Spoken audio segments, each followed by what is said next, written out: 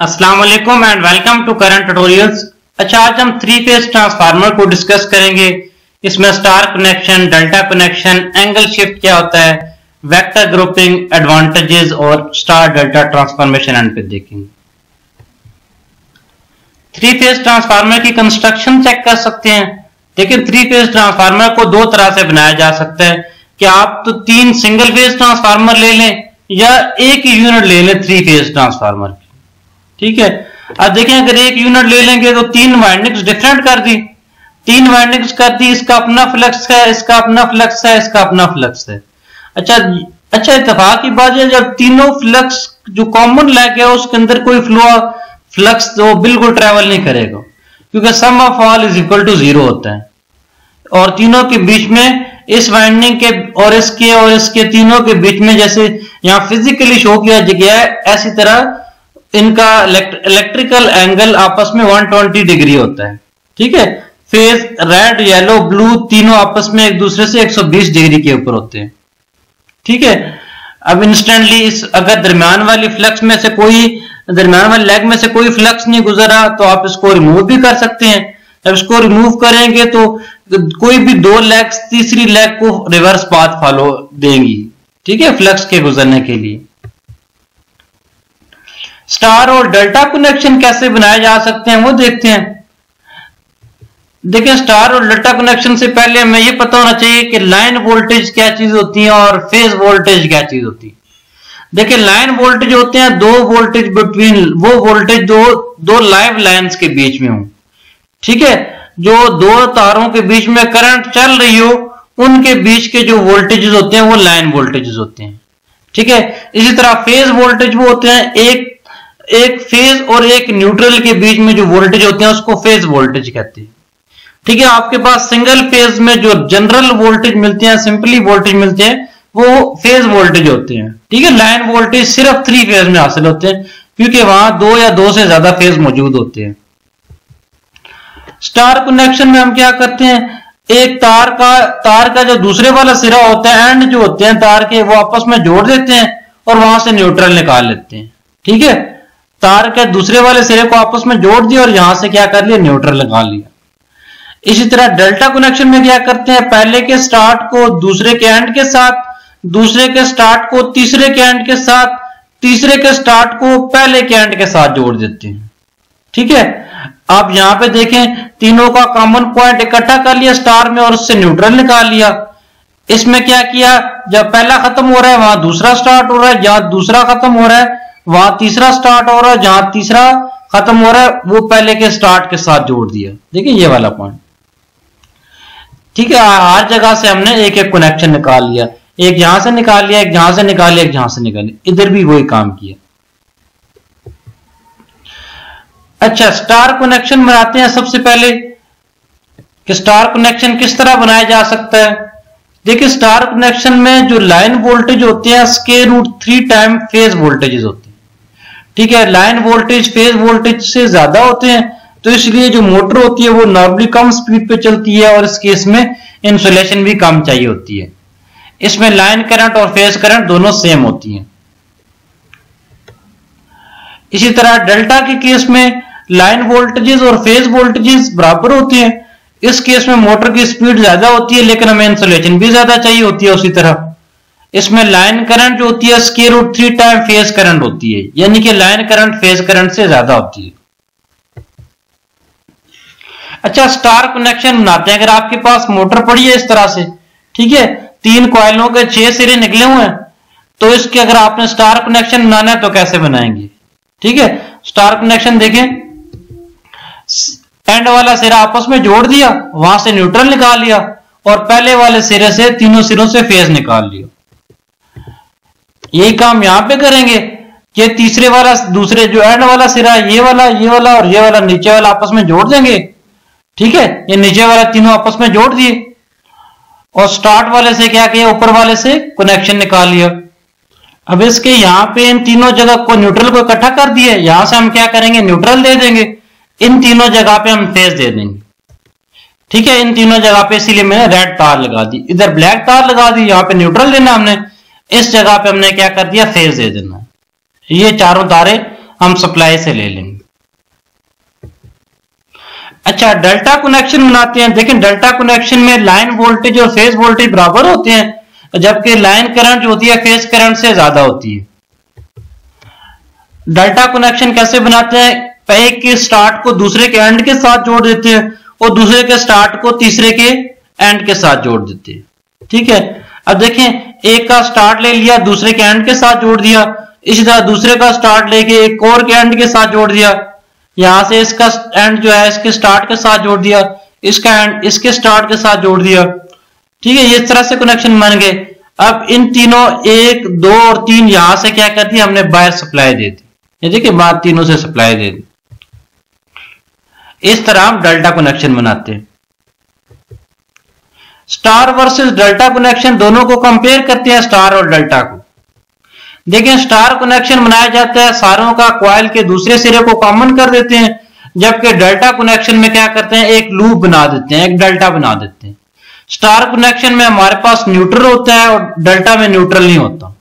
ठीक है, star connection 3 phase 4 wire system है और ये 3 फेज डेल्टा जो है 3 फेज 3 वायर सिस्टम है। स्टार में लाइन करंट और फेज करंट सेम होती है, जबकि डेल्टा के केस में लाइन वोल्टेज और फेज वोल्टेज सेम होते हैं।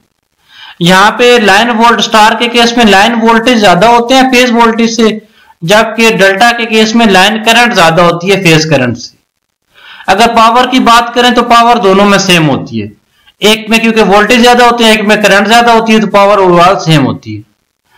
अब स्टार कनेक्शन के केस में जो मोटर होती है उसकी स्पीड कम होती है, क्योंकि हमारे लाइन वोल्टेज फेज वोल्टेज से कम होते हैं, तो इस वजह से इसकी स्पीड कम होती है, जबकि डेल्टा कनेक्शन में जो स्पीड होती है उसकी ज्यादा होती है। ठीक है, स्टार कनेक्शन में जब स्पीड ज्यादा होती है तो आपके पास क्या होता है, आपको इंसुलेशन ज्यादा, स्टार कनेक्शन में स्पीड कम होती है तो आपको इंसुलेशन कम चाहिए होती है। इसी तरह जब डेल्टा में स्पीड ज्यादा होती है तो उसकी इंसुलेशन भी ज्यादा चाहिए होती है। इसी तरह इसकी स्पीड कम चाहिए, इंसुलेशन कम चाहिए होती है। इसी तरह स्टार में नंबर ऑफ टर्न्स भी कम चाहिए होते हैं, जबकि डेल्टा में नंबर ऑफ टर्न ज्यादा चाहिए होते हैं। स्टार ज्यादातर ट्रांसमिशन के केस में इस्तेमाल की जाती है, क्योंकि स्टार में न्यूट्रल होती है, इसमें से आप सिंगल फेज भी निकाल सकते हैं, जबकि दूसरे वाले जो डेल्टा है ये इंडस्ट्रीज के केस में और पावर जो है ट्रांसमिशन के केस में इस्तेमाल की जाती है। ठीक है, स्टार और डेल्टा के बीच में एंगल का क्या फर्क होता है? ठीक है, अगर ट्रांसफार्मर जो है उसकी प्राइमरी भी स्टार हो और सेकेंडरी भी स्टार हो तो वहां पे फेज शिफ्ट कुछ नहीं होता। इसी तरह प्राइमरी और सेकेंडरी दोनों डेल्टा हो तब भी फेज शिफ्ट कुछ नहीं होता। एक स्टार हो दूसरी डेल्टा हो तो 30 डिग्री का फेज शिफ्ट होता है। ठीक है, अगर ये प्राइमरी स्टार हो सेकेंडरी डेल्टा हो तो +30 होता है। इसी तरह प्राइमरी डेल्टा हो सेकेंडरी स्टार हो तो वो -30 डिग्री होता है। ठीक है, अच्छा, जिगजैग कनेक्शन क्या होते हैं और वो कैसे बनाए जाते हैं ये चेक करते हैं। देखिए, जिगजैग कनेक्शन है, अब हमारे पास 6 वाइंडिंग्स है। ठीक है, 6 वाइंडिंग्स है, आपने 3 को क्या करना है, स्टार में जोड़ देना। 3 को क्या कर दिया, एक सिरा कॉमन कर दिया। जब एक सिरा कॉमन कर दिया तो वो न्यूट्रल बाहर निकल जाएगी। ठीक है, अब दूसरे सिरे के साथ हमने गेम करनी है, इसके दूसरे सिरे को इसके पहले सिरे के साथ जोड़ दें, इसी तरह इसके दूसरे सिरे को इसके पहले सिरे के साथ जोड़ दें, इसके दूसरे सिरे को इसके पहले सिरे के साथ जोड़ दें। ठीक है, इसका मतलब ये है कि हमने एक ही वक्त में स्टार और डेल्टा कनेक्शन दोनों बनाए। 3 वाइंडिंग्स को हमने शॉर्ट करके उससे न्यूट्रल निकाल लिया और बाकी जो एक एक सिरा रह गया था उसको क्या कर दिया, हमने लूप सा बना दिया। एक के एंड को दूसरे के स्टार्ट के साथ, दूसरे के एंड को तीसरे के स्टार्ट के साथ, तीसरे के एंड को पहले के स्टार्ट के साथ जोड़ दिया। ठीक है, इसके अलावा जो रिमेनिंग टर्मिनल है, जो बाकी 3 टर्मिनल रह गए, वहां से सप्लाई दे दें। इस तरह जिगजैग कनेक्शन बनता है। ठीक है, तीनों का आपने कॉमन कर दिया, एक के एंड को दूसरे के स्टार्ट, दूसरे के एंड को तीसरे के स्टार्ट, तीसरे के एंड को पहले के स्टार्ट। ठीक है, और जो बाकी दूसरे अन्य वाले कनेक्शन रह गए वहां से क्या कर दिया, आपने सप्लाई दे दी। अच्छा, वेक्टर ग्रुपिंग देखते हैं। 3 फेज के केस में वेक्टर ग्रुपिंग कैसे होती है। अच्छा, वेक्टर ग्रुपिंग के लिए आपको क्लॉक आवर का पता होना चाहिए। ठीक है, ये घड़ी बनी हुई है, ये 0 है ना, 12 को जब जहां पे आपकी सुई पहुंचती है तो जिसको 0 0 कंसिडर करते हैं। ठीक है, यहां पे 0 0 के ऊपर कोई एंगल शिफ्ट नहीं होता। अब A00 मतलब ये हम क्या करते हैं, इसका रेफरेंस लेते हैं। ठीक है, ये क्लॉक को समझना बड़ा जरूरी है वेक्टर ग्रुपिंग के लिए। 0 0 को हम क्या करते हैं, बेस लेते हैं। अब देखिए जब घड़ी की सुई 1 के ऊपर जाती है तो कितने डिग्री शिफ्ट होता है, 30 डिग्री शिफ्ट होता है। जब 2 के ऊपर जाती है तो 60 डिग्री शिफ्ट होता है। जब 3 के ऊपर जाती है तो 90 डिग्री शिफ्ट होता है। देखिए ना, यहां से लेकर इधर तक का एंगल 90 डिग्री होता है। इसी तरह जब यहां से लेकर 4 तक जाती है तो 120 डिग्री होता है, 5 तक जाती है तो 150 डिग्री होता है, 6 तक जाती है तो 180 डिग्री होता है। मतलब ये कि अगर 1 के ऊपर है तो उसको 30 से मल्टीप्लाई करें 30 आ गया, 2 को 30 से मल्टीप्लाई करें 60 आ गया, 3 को 30 से मल्टीप्लाई करें तो कितना आ गया, 90 आ गया। क्योंकि टोटल 12 है, टोटल एंगल कितना होता है, 360 डिग्री। 360 को जब 12 पे कन्वर्ट कर डिवाइड करेंगे तो हर एक नंबर का एंगल कितना आएगा, एक आर का एंगल कितना आएगा, 30 डिग्री। ठीक है, जब 0 से 1 क्लॉक आर चलता है तो 30 डिग्री का शिफ्ट आता है, 2 क्लॉक आर चलते हैं तो 60 डिग्री का शिफ्ट आता है। इसी तरह अगर 9 क्लॉक आर चलते हैं तो फिर 270 डिग्री का शिफ्ट आता है। ठीक है, 270 डिग्री को हम -90 भी कहते हैं। इस तरह 10 क्लॉक आर चलते हैं तो 300 डिग्री का शिफ्ट आता है। 300 डिग्री को हम -60 डिग्री भी पढ़ सकते हैं दूसरी तरफ से।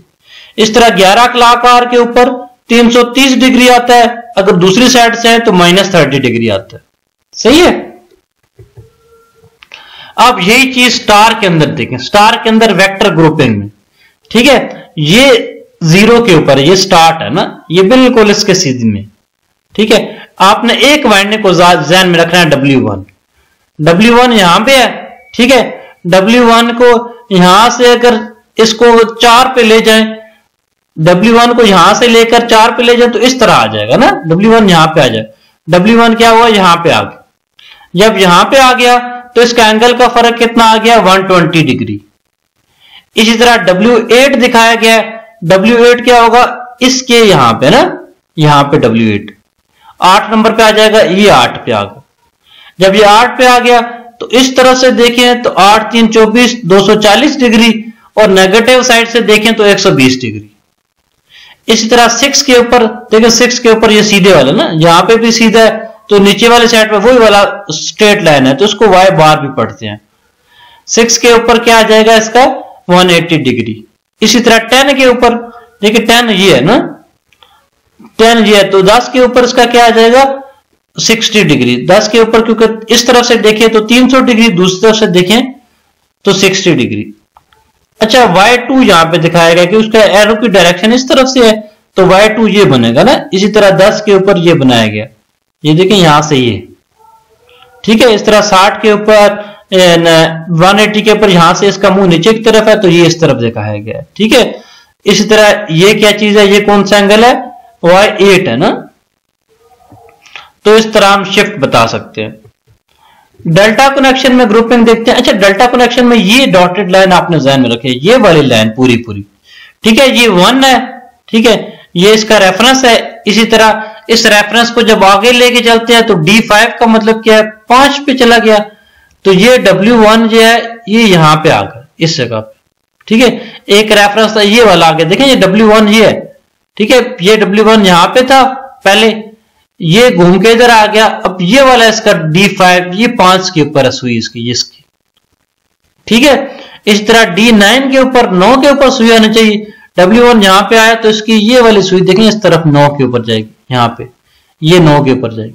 इस तरह ये 5 के ऊपर कैसे गई, ये W1 जो यहां पे था इधर था, वो W1 किधर आ गया, यहां पे आ गया। जब यहां पे आ गया तो इस तरह से देखे ना, ये है ना, तो ये यहां पे यूं है।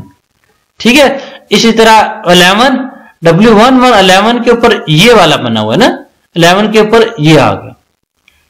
इसी तरह इसकी शिफ्टिंग हम चेक कर सकते हैं। अच्छा, स्टार के जो स्टार्टिंग वाला होता है, जो प्राइमरी साइड होती है उसको हम कैप्स में लिखते हैं और सेकेंडरी साइड को हम क्या लिखते हैं, स्मॉल लेटर्स में लिखते हैं। जैसे ये Y है, Y0 है। ठीक है, Y बड़े वाला Y का मतलब प्राइमरी और छोटे वाले Y का मतलब सेकेंडरी। ये 0 का मतलब 0 क्लॉक आर, यानी कि 0 क्लॉक आर के ऊपर कितना शिफ्ट होगा, 0 का। Y Y0 का कोई फेज शिफ्ट नहीं होता। इस तरह D के साथ D0 का कोई शिफ्ट नहीं होता। इसी तरह D के साथ Z0 का कोई शिफ्ट नहीं होता, कोई फेज शिफ्ट नहीं होता। ठीक है, अगर 1 की बात करें तो 1 कलाकार, देखिए ये 1 कलाकार 1 घंटा आगे चला गया ना। जब 1 कलाकार किसको शिफ्ट करना है? सेकेंडरी साइड को। Primary side as it is रही, वाई रही, सेकेंडरी साइड डेल्टा जो है 1 कलाकार पे आ गया, तो इसके ऊपर कितना शिफ्ट आ जाएगा? 30 डिग्री का। ठीक है, इसी तरह डेल्टा के साथ y को 30 डिग्री का शिफ्ट दे देंगे, ये वाला y 30 डिग्री के शिफ्ट के ऊपर आ गया, तो इसका भी 30 डिग्री का शिफ्ट आ गया। ये -30 नहीं +30 होना चाहिए। ठीक है, ये गलत लिखा हुआ। इस तरह जिगजैग के केस में भी 30 डिग्री का जब शिफ्ट देंगे, वो 1 कलाकार का जब शिफ्ट देंगे तो 30 डिग्री शिफ्ट हो। अच्छा, नोटेशन, क्लॉक नोटेशन 4। इसी तरह ये देखें, इसको 4 तक का डिफरेंस दिया गया ना। ये देखें, ये वाली ये जो लाइन बनी हुई है, ये 4 डिग्री तक आई हुई है। ठीक है, 4 कलाकार तक आई है। जब 4 कलाकार तक आई हुई है तो फेज डिस्प्लेसमेंट 120 डिग्री होगा। इसी तरह 5 तक आने से इसकी फेज डिस्प्लेसमेंट कितना हो जाएगा? ये 5 है ना, 4 के साथ आगे 5, ये YD5 DY5 DZ5 है ना। 5 तक आने से इसका 150 डिग्री हो जाएगा। इसी तरह 6 पर आने से YY6 यानी कि 6 डिग्री, ये देखिए नीचे की तरफ आ गया ना, नीचे की तरफ आ गया तो इसका फेज शिफ्ट कितना आ जाएगा? 180 डिग्री। अब ये जो ऊपर था वो नीचे देखें, उसका फेज शिफ्ट नीचे की तरफ आ गया तो उसका 180 डिग्री। इसी तरह 7 के केस में 7 पे चला गया उसके कलाकार का, तो 7 का कितना आ जाएगा? 210 लिख दें या -150 लिख दें।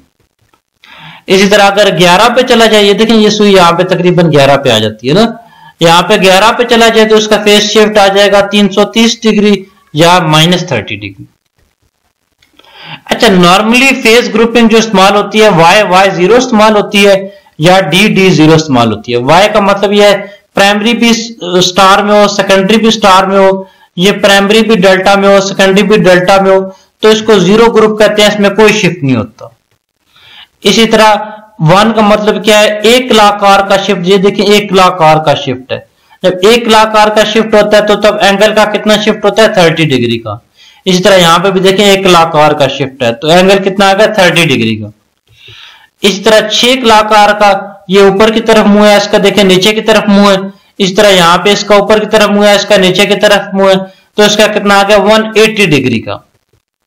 11 कलाकार का, ये यहां पे आ गया ना, 11 कलाकार का शिफ्ट कितना आ जाएगा? -30 डिग्री का।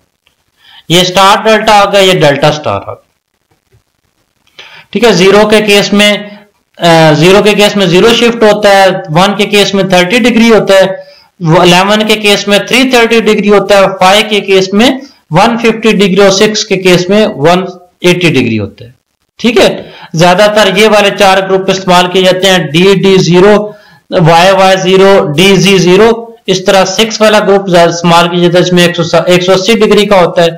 A1 वाला ग्रुप इस्तेमाल किया जाता है जो 30 डिग्री का होता है। 11 वाला इस्तेमाल किया जाता है जिसमें -30 डिग्री या 330 डिग्री का होता है। पैरेलल ऑपरेशन ऑफ ट्रांसफार्मर देखते हैं। देखिए पैरेलल ऑपरेशन में क्या क्या नेसेसरी चीजें चाहिए होती हैं, क्या क्या बेसिक रिक्वायरमेंट्स हैं। देखिए पैरेलल ऑपरेशन की कंडीशन ये है कि दोनों ट्रांसफार्मर की वोल्टेज रेशियो सेम होनी चाहिए। ठीक है, वोल्टेज रेशियो सेम होने चाहिए, पर यूनिट इंपीडेंस सेम होनी चाहिए। ठीक है, दोनों ट्रांसफार्मर की पोलैरिटी सेम होनी चाहिए। इसके अलावा 3 फेज के केस में फेज सीक्वेंस सेम होना चाहिए और पर यूनिट इंपीडेंस के अलावा शॉर्ट सर्किट इंपीडेंस भी तकरीबन कोशिश करनी चाहिए कि बराबर ही हो। अब ट्रांसफार्मर को हम इसलिए लगाते हैं पैरेलल में, इसलिए लगाते हैं कि हमारे सिस्टम की कैपेसिटी बढ़ जाए या हमारा क्या हो, सिस्टम रिलायबल हो जाए। इसके अलावा हम क्या करते हैं, उस केस में कोशिश करते हैं ट्रांसफार्मर को पैरेलल लगाते हुए पोलैरिटी सेम रखें, फेज ग्रुप सेम रखें ना। अच्छा, स्टार डेल्टा और डेल्टा स्टार का आपस में 30 डिग्री का डिफरेंस होता है तो इसलिए ये पैरेलल में नहीं लगाया जा सकता। हाँ, अगर आप इनको फेज शिफ्ट दे दें तो फिर पैरेलल में लगाया जा सकता है, वरना क्योंकि दोनों का एंगल सेम नहीं होता तो इसलिए इनको पैरेलल में नहीं लगाया जा सकता। वोल्टेज रेशियो भी सेम होने चाहिए और इसके अलावा लीकेज इंपीडेंस भी कोशिश की जाए कि जिस हद तक वो को बराबर किया जा सके। एडवांटेजेस और डिसएडवांटेज ऑफ ट्रांसफार्मर देखते हैं। देखिए ट्रांसफार्मर जो है 3 फेज ट्रांसफार्मर का लाइट वेट होता है, इनएक्सपेंसिव है, ठीक है, ज्यादा हाई एफिशिएंसी इसकी काफी अच्छी है, इंस्टॉल करना आसान है, ट्रांसपोर्टेशन इसकी इजी है, स्पेस कम लेता है, वेट कम होता है ना, और कोर कम की जा सकती है। इसके केस में हमारी एफिशिएंसी सिस्टम की ज्यादा हो जाती है, तारें कम चाहिए होती है क्योंकि न्यूट्रल हमारी गायब हो जाती है। इसके कुछ डिसएडवांटेज भी है कि स्टैंड बाय यूनिट हमें चाहिए होता है, कॉस्ट इसकी रिपेयर करने की ज्यादा है। अच्छा, ट्रांसफार्मर के केस में बाज दफा हमारी कैपेसिटी भी रिड्यूस हो जाती है क्योंकि जब फॉल्ट करेक्शन इसकी निस्बतन मुश्किल होती है 3 फेज की सिंगल फेज की निस्बत। ट्रांसफार्मर के कनेक्शंस देखते हैं, ठीक है, स्टार और डेल्टा या स्कॉट टी कनेक्शन किस तरह किए जाते हैं। स्टार स्टार कनेक्शन देखते हैं ट्रांसफार्मर का किस तरह होता है और उससे क्या फायदे नुकसान आते हैं। स्टार स्टार में ये होता है कि आपकी प्राइमरी साइड पे भी स्टार कनेक्शन हुआ पड़ा है और सेकेंडरी साइड पे भी क्या हुआ, स्टार कनेक्शन हुआ पड़ा है। दोनों साइडों पे स्टार कनेक्शन हुआ पड़ा है तो फेज का कोई शिफ्ट नहीं होता। स्टार कनेक्शन का ये फायदा होता है कि less number of turns required होते हैं, इसलिए चीपर होती है क्योंकि इसमें फेज वोल्टेज लाइन वोल्टेज से कम होते हैं, ठीक है, क्योंकि इसमें लाइन करंट और फेज करंट दोनों बराबर होती हैं तो इसकी क्रॉस सेक्शन ऑफ वाइंडिंग जो है वो लार्ज होता है, तो शॉर्ट सर्किट को ज्यादा निस्बतन बियर किया कर सकता है, ठीक है। दूसरा इसका मसला ये है कि इसकी डाइलेक्ट्रिक स्ट्रेंथ कम होती है क्योंकि इसमें फेज वोल्टेज कम होते हैं, ठीक है। इसके डिसएडवांटेजेस क्या है? डिसएडवांटेज में देखें तो अनबैलेंस लोड के केस में जो न्यूट्रल फेज शिफ्टिंग पॉसिबल होती है और इसके अलावा इसमें हार्मोनिक्स आते हैं, ठीक है। डेल्टा डेल्टा कनेक्शन देखते हैं, ये क्या होता है और कैसे काम करता है। देखिए डेल्टा डेल्टा का मतलब यह है कि आपकी प्राइमरी भी डेल्टा में हो, सेकेंडरी भी डेल्टा में। जब दोनों डेल्टा डेल्टा में हो गए तो कोई फेज शिफ्ट नहीं होगा, ठीक है। ये सिस्टम हमारा सस्टेनेबल सिस्टम के लिए अच्छी रहती है। इसमें क्या जी, आपके ट्रांसफार्मर की थर्ड हार्मोनिक का मसला नहीं होता। दूसरा, इसमें आप वी कनेक्शन भी बना सकते हैं इन केस ऑफ फेलियर, ठीक है। ट्रांसफर ये इसमें आपके पास मोटर की डेल्टा कनेक्शन में मोटर की स्पीड भी ज्यादा होती है, लेकिन इसका मसला ये है कि इसको इंसुलेशन ज्यादा चाहिए होती है, ठीक है, क्योंकि इसकी करंट ज्यादा होती है, वोल्टेज ज्यादा होते हैं, तो इस केस में इसकी स्पीड ज्यादा चाहिए, मोटर की स्पीड भी ज्यादा होती है और इंसुलेशन भी ज्यादा चाहिए होती है, ठीक है। स्टार पॉइंट नहीं होता तो इसमें फॉल्ट जो है वो हो सकता है, आ सकता है। आप आगे देखते हैं star delta connection. Star delta का मतलब यह है कि आपके प्राइमरी स्टार में लगी हो और सेकेंडरी क्या हो, डेल्टा में लगी हो। जब प्राइमरी स्टार और सेकेंडरी डेल्टा में लगी हो तो उसमें क्या होता है जी, आपका फेज शिफ्ट आता है, ठीक है। जब फेज शिफ्ट आता है तो इनको स्टार डेल्टा ट्रांसफार्मर को शंट पे नहीं लगा सकते। जब प्राइमरी आप स्टार पे लगाते हैं तो कम नंबर ऑफ टर्न्स चाहिए होते हैं तो इकोनॉमिकल होता है, ठीक है। न्यूट्रल का ऑप्शन भी अवेलेबल होता है जो कि डिस्टॉर्शन को अवॉइड करता है, ठीक है। अनबैलेंस्ड लोड को यह आसानी से हैंडल कर सकता है। इसका जैसे मैंने आपको पहले बताया कि ये इसका फेज एंगल डिफरेंस होता है। जब एंगल डिफरेंस होता है तो इसको हम पैरेलल में नहीं लगा सकते। डेल्टा स्टार कनेक्शन देखते हैं। डेल्टा स्टार का मतलब यह है कि आपकी प्राइमरी डेल्टा में और सेकेंडरी स्टार में हो, ठीक है। जब प्राइमरी डेल्टा और सेकेंडरी स्टार में होगी तब क्या होता है। अब सेकेंडरी के केस में हमारे लाइन वोल्टेज ज्यादा होते हैं फेज वोल्टेज से, तो इस केस में इंसुलेशन कम चाहिए होती है, ठीक है। आप डेल्टा स्टार कनेक्शन नॉर्मली आपके डिस्ट्रीब्यूशन ट्रांसफार्मर जो गलियों में लगे होते हैं वही होते हैं, ठीक है। आपको आउटपुट के ऊपर 3 फेज 4 वायर सिस्टम मिल रहा होता है तो न्यूट्रल भी आ जाती है, ठीक है, और थर्ड हार्मोनिक्स भी होता है और फेज शिफ्ट भी इसमें होता है। ओपन डेल्टा या वी कनेक्शन। ओपन डेल्टा या वी कनेक्शन ये होता है कि अगर आपकी एक वाइंडिंग खत्म हो जाए तो आप क्या करते हैं, उसी को एज इट इज चला देते हैं ना। ओपन डेल्टा इसको भी कहते हैं। Scott T connection. Scott T connection जो होता है अगर स्टार के केस में कोई फॉल्ट आ जाए तो आप 2 वाइंडिंग्स को इस तरह इस्तेमाल करते हैं को दूसरी वाइंडिंग के दरमियान में से कनेक्शन निकाल लेते हैं। जब दूसरी वाइंडिंग के दरमियान में से कनेक्शन निकाल लेते हैं तो जिस फेज में पहले करंट नहीं आ रहा था उसमें भी करंट आ जाता है, लेकिन सिस्टम की एफिशिएंसी जो है वो 66% तक चली जाती है। स्टार डेल्टा ट्रांसफॉर्मेशन देखते हैं कि अगर आपके पास स्टार में हो कोई चीज, ठीक है, स्टार डेल्टा ट्रांसफॉर्मेशन देखते हैं, अगर आपके पास एक कनेक्शन स्टार में हो उसको डेल्टा में ट्रांसफर करना हो, अगर एक रेजिस्टेंस स्टार में है उसको डेल्टा में या डेल्टा वाली को स्टार में ट्रांसफर करना हो तो कैसे करेंगे? देखिए, डेल्टा टू स्टार ट्रांसफॉर्मेशन, अगर आपके पास डेल्टा है उससे स्टार बनाना है तो कैसे करें? ठीक है, ए से बी तक की रेजिस्टेंस को आर ए बी कह दिया, बी से सी तक की को आर बी सी कह दिया, सी से ए तक आर ए सी ए कह दिया। इसी तरह यहां बीच में न्यूट्रल आ गया क्योंकि स्टार हमें रिक्वायर्ड क्या स्टार है। ए वाली रेजिस्टेंस को आर ए कह दिया, बी वाले को आर बी कह दिया, सी वाले को आर सी कह दिया। ठीक है, ए इक्वल ए किसके इक्वल होगी? अब देखें ए किसके इक्वल होती है? R A B into R A C A. देखो ए के केस में यहां पे आप एक ट्रिक ध्यान में रखें, जिन दोनों में ए आता है ना उन दोनों को मल्टीप्लाई कर दें।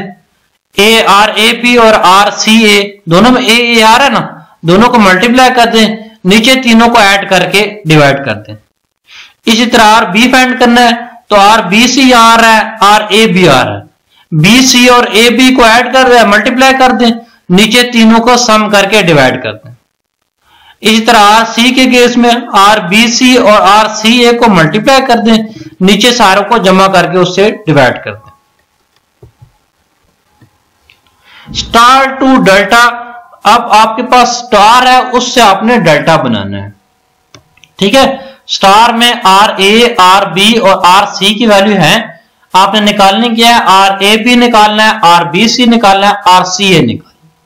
ठीक है, इसका क्या तरीका होगा? देखिए ना, आर ए बी आपने निकालना है तो आप एक काम करें, आर ए को ऐड करें, आर बी को ऐड करें। ठीक है, दोनों को ऐड कर लिया, फिर क्या करें? दोनों को मल्टीप्लाई कर दें, प्लस करके दोनों को मल्टीप्लाई कर दिया। अब जो तीसरी टांग रह गया उसे डिवाइड कर दें, आर सी से उसको डिवाइड कर दें। इसी तरह देखें, आर बी सी है, आर बी और आर सी को आपस में ऐड कर लें, फिर प्लस करके आर बी और सी को मल्टीप्लाई कर दें, उसके बाद रह कौन सी गई? आर ए से इसको डिवाइड कर दें। आर सी ए निकालना है, आर सी और आर ए को ऐड कर दिया, फिर प्लस करके आर सी और आर ए को मल्टीप्लाई करके आर बी से डिवाइड कर दिया। ठीक है, करंट ट्यूटोरियल को सब्सक्राइब कीजिएगा, अपना ख्याल रखिएगा, अल्लाह हाफिज।